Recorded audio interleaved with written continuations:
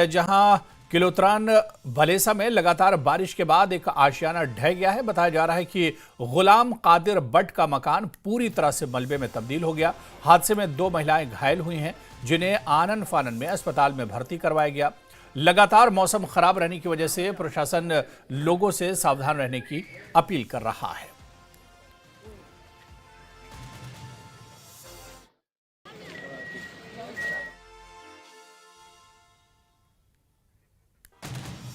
और 2 तस्वीरें हम आपको दिखा रहे हैं, जिस तरह से अचानक लैंडस्लाइड हुआ और उसके बाद मलबे में तब्दील हो गया पूरा एक मकान।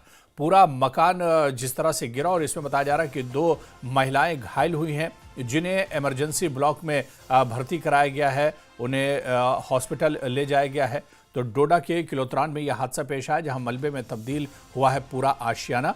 डोडा के किलोत्रान में मकान गिरा और इसमें 2 महिलाएं घायल हो गई हैं, जिन्हें आनन फानन में अस्पताल में भर्ती कराया गया है और इनका इलाज किया जा रहा है।